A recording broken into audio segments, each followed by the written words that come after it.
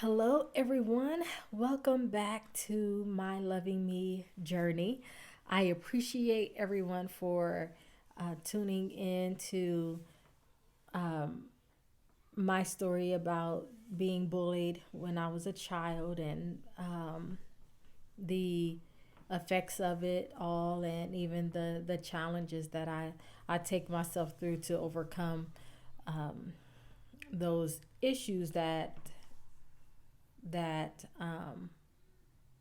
tends to rise up in me from time to time.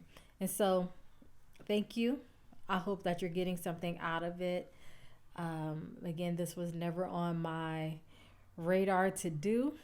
Um, I'm really just being led as I'm doing this, and I pray that you guys find some hope, some healing out of all of these experiences and these stories that I plan on sharing with you. And so today I'm actually working on time. So I'm tweaking how I'm going to do this.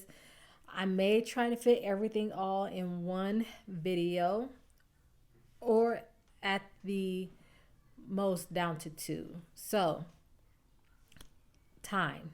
And I'm going to try to cut it down as much as I can. So I kind of gonna try to speak fast and still be as raw, authentic, and transparent as I can be, but still not eating up so much of your time. So those that have taken the time to listen to my lengthy videos, I appreciate it. Um, I'm new at this, so I do need some grace until I get used to really getting into this. If this is what I'm to continue to do.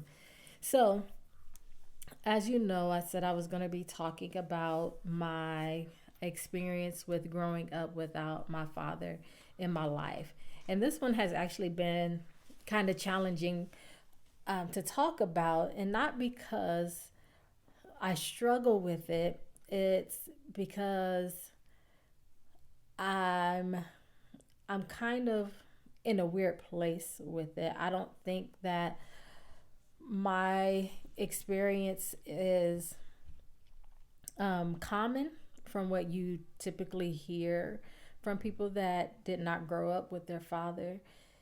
Um, I'm still trying to process it, still trying to figure some things out. I don't have a clear cut answer with this, but I'll give you the story. I'll give you what I can, and let's see where it goes. So, I guess just to start off from the beginning, um, my mother and father, they are quite a few years apart, 20 years to be exact. And my father has had other children. They are older than me, and these were actually by his wives. So my mother is actually the only one that he did not marry. Um, so I am the youngest out of the four of us, and from the jump, from what I understand, he I don't want to say he didn't want anything to do with me, but he, you know, didn't try to be a part of my life. He was an alcoholic. So, therefore, because of the substance abuse, he was unable to be a father to me. Um, and so, from the beginning, I guess you can say I've been rejected since my mother was pregnant with me. He rejected me, and so I believe when I was 2 years old, I had a birthday party. There's a picture of him and I, a couple of pictures of him and I in those um, at my birthday party, and I looked happy to see him. I looked like I knew who this man was. So either that or I was just a really kind baby. So that just loved everyone. But that, I don't personally remember that, but from the pictures, that's what I know. That was, him coming to visit during my birthday party. So obviously, there was still some kind of contact between him and my mother.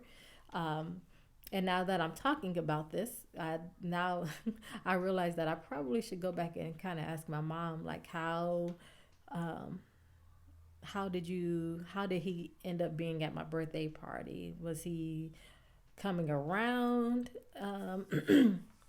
at all during that time when I was, my baby years? So I guess I could find that out. I just thought about that as I was talking about this. But so 2 years old, I have pictures of him and and then mm, from then on, I don't ever recall seeing him as a young child. I know I did not see him as when I got older.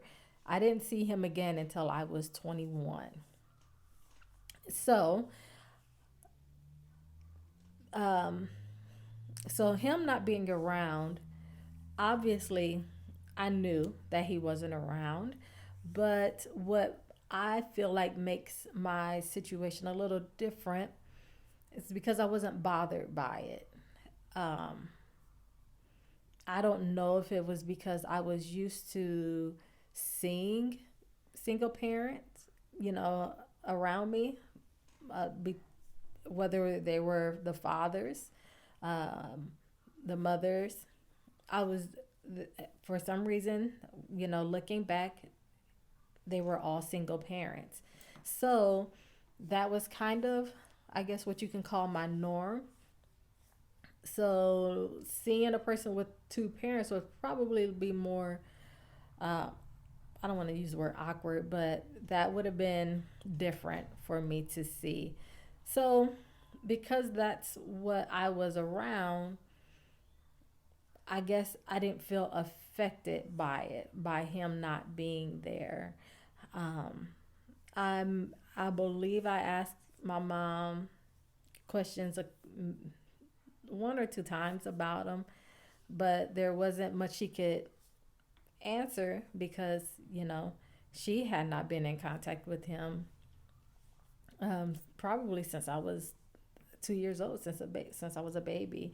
But so growing up without him, I personally do not recall feeling some type of way like, man, I wish I had my dad, or man, I wish, um, you know, I don't know.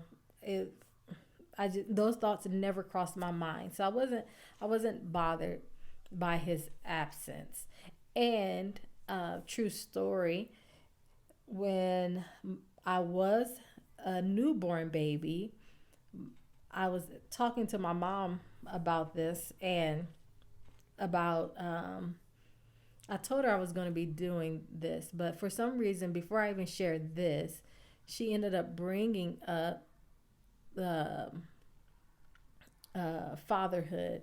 And so she said when I was a newborn baby that she was lying in the bed. I think it was at night, and she lifted me up and she said to God, she said, God, she doesn't have a father, but I know you will be her father. Something like that. And so when she told me that, I said, man, mom, that makes so much more sense as to why I never felt this absence of a father in my life. Why I never craved having a father, because the whole time my heavenly father stepped into place. He is the father to the fatherless. You cannot convince me otherwise. When my mom told me that, I was like, "Yep, makes sense." Now that makes sense as to why I did not feel there was a void in my life. So, moving on, um, I had an opportunity to meet him when I was probably around 13 or 14. I believe my mom ran into him at the store. They exchanged numbers. I remember talking to him maybe once or twice. We had an arrangement to go and meet, but for whatever reason, we couldn't find his. We could not find the home, the house he was living in, and so we just ended up giving up. My mom doesn't know if he gave her the wrong address, or I don't know. All I know is that we tried looking for his home, we couldn't find it. To be honest with you, I was relieved because I wasn't ready yet. I was super nervous, and I had a million and one thoughts going through my head. I was like, I don't, this is just so weird. This is too weird for me. So I was actually kind of relieved that we ended up not finding his house there and having to meet him. So moving on, um, now I am 21 years old. And for whatever reason, he is on my heart and on my mind. And I'm like, I'm going to find this man and I'm going to meet him. You know, I was determined you weren't going to stop me. I had it set in my mind. This is what I'm going to do. So the little information that I had was he belonged to a church that was actually near my mother's home at the time. So I decided, okay, I'll run over there. I'll go over there on a Sunday morning and see if I can find him. So that's what I did. I got dressed. I went to the church and I asked for him, and they said, he doesn't belong to this location. He belongs to the newer location.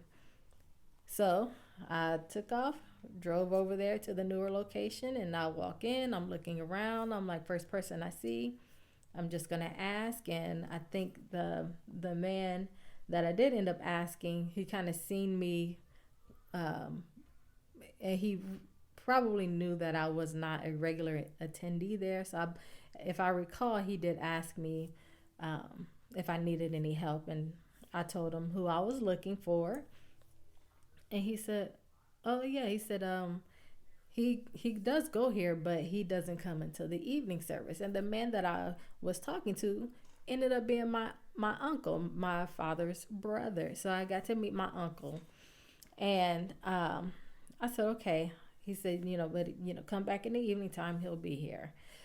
I said, "Okay." At this point, I was kind of getting a little frustrated because I'm like, I just want to get this done and I want to get this over with. And this whole delaying of my time thing, it was just frustrating me. So, but again, I was already determined to meet him, and that's what I was going to do. So I show up at the evening service, and I was not planning on staying there. I was just planning on doing like a quick meet and greet exchange, and then I was going to book it. But because he showed up kind of late, I ended up having to stay for the whole service. So um, with that, I ended up meeting his wife and her daughters, and so the family. And she actually invited me over to the house that night. So she really embraced me, which really felt good that she did that. I believe if it wasn't for her, I don't think that night would have went any further than what it did. So because of her warm embrace, I felt instantly welcomed. So because when I met him, he was not as warm or embracing. Not that he rejected me or didn't want me there, but it was definitely a difference between her and him. So I went over to the house that evening, so I got to, go over to his house for the first time. I got to meet a lot of the family, her children. So he is the stepfather of her children and grandchildren, and it was surreal, very surreal, because I am now sitting in front of the man that you know, that is supposed to be my father, that I've never seen, that so I'm looking at his face, and I'm looking at, the features that I have that matches his, the dimples specifically. And so it was nice, like, kind of connecting those dots, and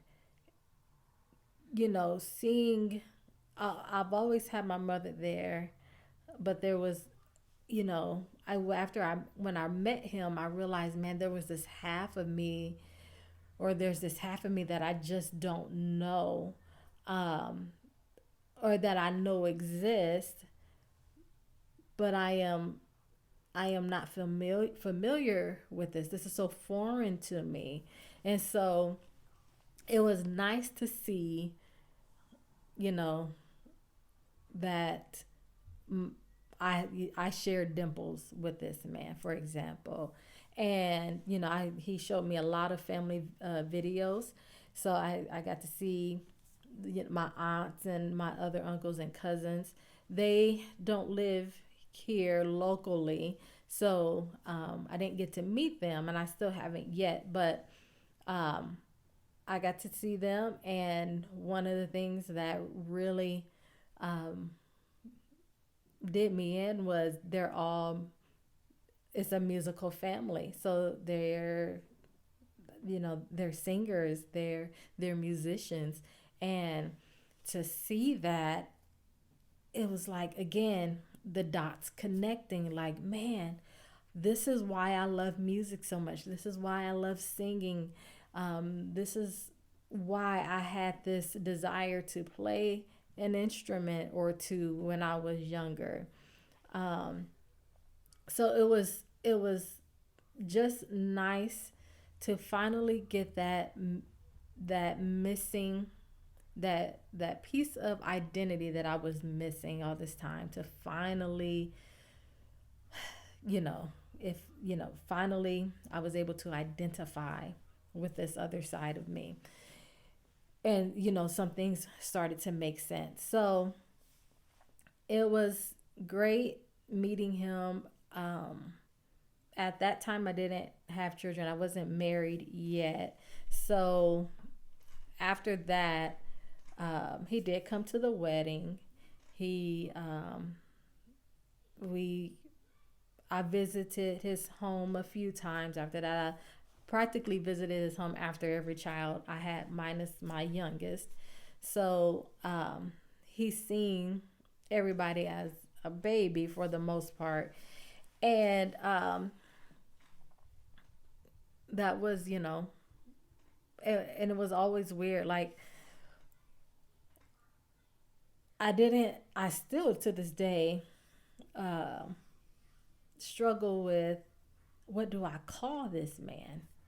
Um, so right now his name is Hay, because I don't, to call him by his first name obviously doesn't feel right, because I understand who he is. So it doesn't seem right, but also doesn't seem right to call him dad, because he I don't know him as dad. Um, and so I'm just like in this awkward place. So right now his name is Hey, or nothing at all. So the last time I went over there, though, this is when I actually started to feel some type of way, and um, some interesting emotions started rising up in me. So the last time I was over there, no, maybe not the last time. I think I seen this. every time I went over there, but the last time I went, because this time now I have children, and now I'm seeing a difference here. So again, his wife had already had children, and so everybody's grown and they have children, so there's grandchildren. And I noticed how fond he was of one of the grandbabies. She was a toddler then, and so you can tell they just had a really close relationship. And I wasn't I wasn't bothered by it. Um, it was it it is what it is type of thing. But it wasn't until I started having children myself, and I went over there that last time, and I seen how he interacted with her, and this thing just hit me like, man, I get to watch or see this man be a father and a grandfather to children that technically don't belong to him, as far as um, his bloodline. And we didn't get any of that. And all of us, all of my siblings, we all have children. um, and he doesn't know any of them. And so I think I'm actually the only one out of his children that he has even met the grandchildren. So when that when I seen that and that reality hit me, it made me feel some type of way. And even now I can't even fully process what I feel about it, because there's also this part of me where I'm not angry with him. I understand that he had a condition, and not making excuses for him, because there's a lot of fathers that have conditions that are still trying to be a father as best as they can be, right? So it's not an excuse, but I do understand that he was in a condition. He was not in the condition to be a father to me. I can't speak for my other siblings, but I can speak for myself. Um, he was a really bad alcoholic. He had went through the Vietnam War, and because of that, that's what, from what I understand, really triggered all of that. So I understand that piece of it. But still, it's like, man, I'm not sure what I missed out on, but seeing this doesn't feel good to me. And like I said, I still don't know how to fully process what I feel. It's like I am in this space of, I don't know. It is so weird. Um, it's so weird because it's like, obviously I want to be around. Like, I want a dad, my dad, I guess, in my life. I wish I could have grown up with my father in my life. The kids having their grandfather around. Um, but yeah, it's such a weird place to be in. I'm not, again, I'm not angry with him. And, I have more understanding than anything. Um, but at the same time, I don't, even though I wish he could have been in my life, at this point in time in my life, I'm not desiring him either. I'm not desiring to know him. I'm not desiring to feel this place where he was absent. I don't desire that.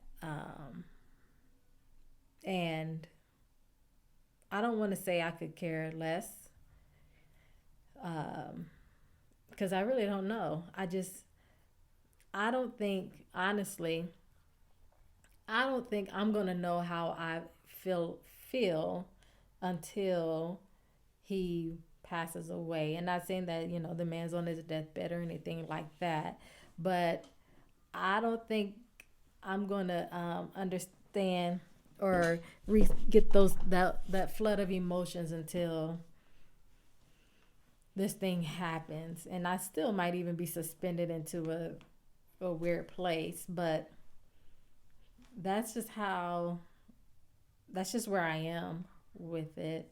Um, it's different, because a lot of times you hear how people feel when they, don't have their father.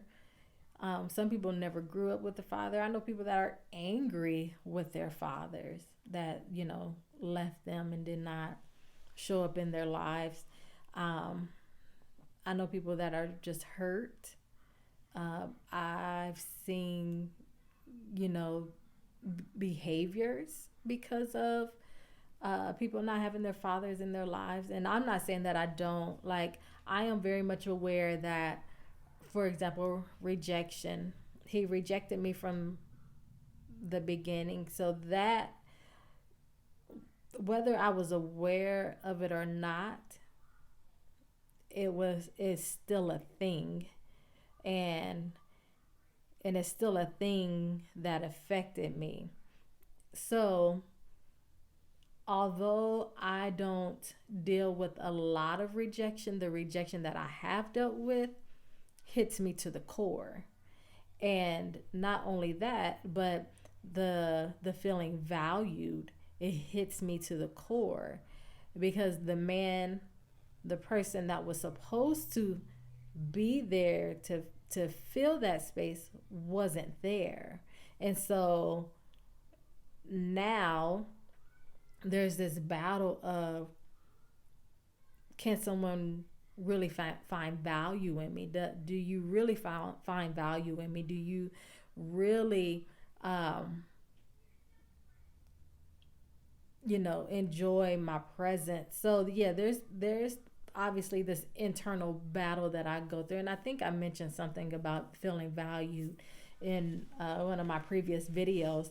But yeah, so I go through that. I know I'm affected by that.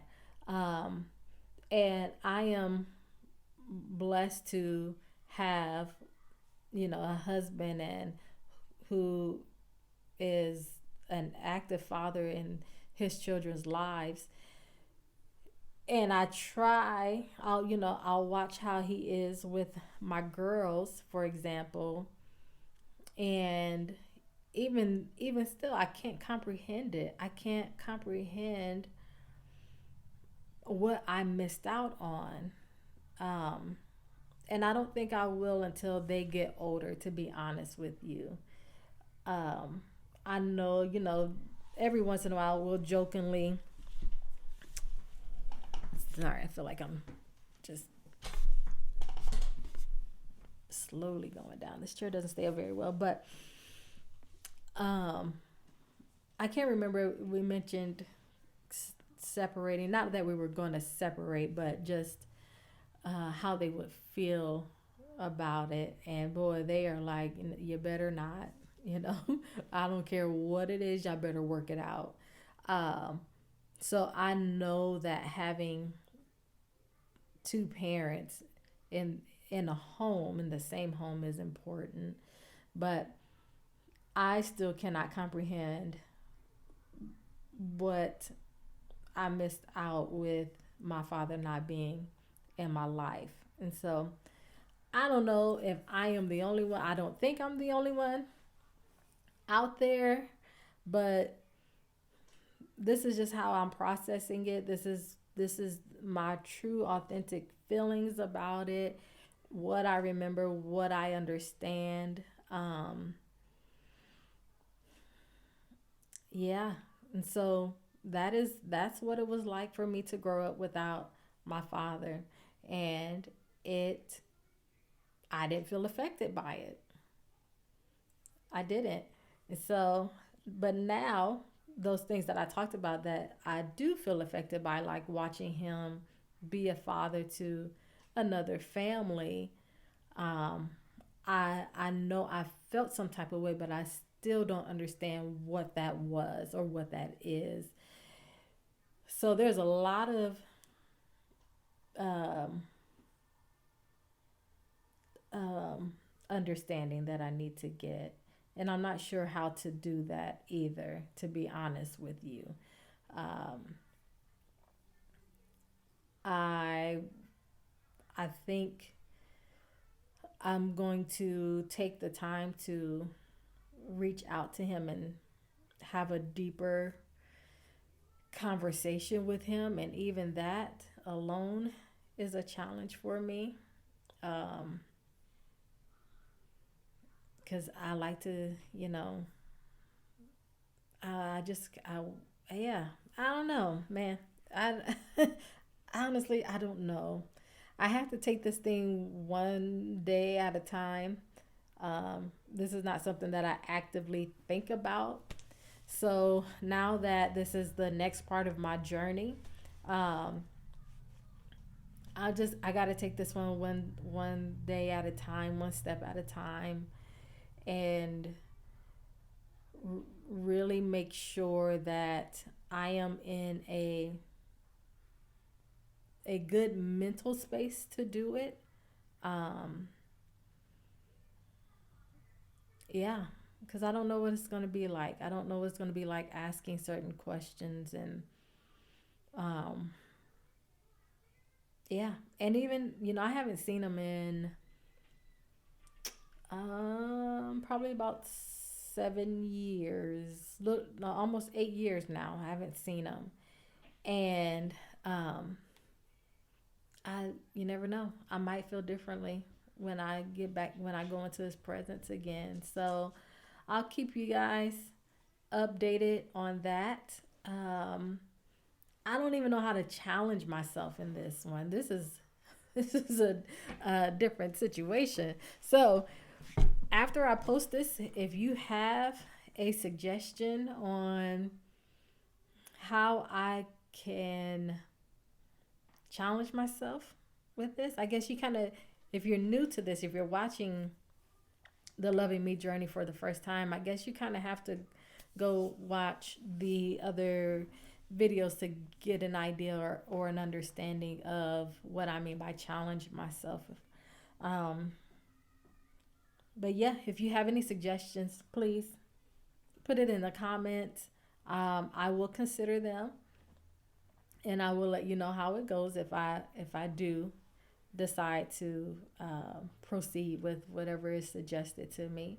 But yeah, that's all I have. Nothing great. Nothing's. I don't feel like I really dug deep or hit home, but I did the best that I could do, and yeah, I hope you enjoyed it. Again, comment, like it, please. And also, if you are not already a part of this channel, please subscribe. I would greatly appreciate it. I cannot do this without your help and your support. I appreciate everyone that has so far been a part of this journey with me. Um, it's going to be a long journey, but again, I'm always looking forward to it. I'm always looking forward to the changes that will come. So, everyone, have a great day. Thank you for listening, and I'll talk to you guys soon. Bye bye.